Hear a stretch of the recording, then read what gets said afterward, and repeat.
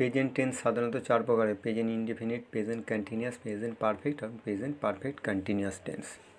Present indefinite tense, বর্তমানে কোনো কাজ সাধারণভাবে ঘটে বা হয়ে থাকে ইত্যাদি বোঝাতে আমরা এই টেন্স ব্যবহার করি। প্রেজেন্ট কন্টিনিউয়াস টেন্স, বর্তমানে কোনো কাজ বা ঘটনা ঘটছে ইত্যাদি বোঝাতে এই টেন্স ব্যবহার করা হয়ে থাকে। আর প্রেজেন্ট পারফেক্ট টেন্স, কোনো কাজ হয়ে গেছে কিন্তু তার ফল এখনও বর্তমান ইত্যাদি বোঝাতে এই টেন্সটা ব্যবহার করা হয়।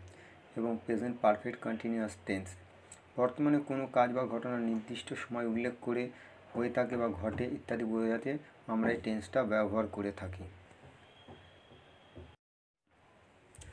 বন্ধুরা, অনুষ্ঠানটি দেখার জন্যে অনেক অনেক ধন্যবাদ।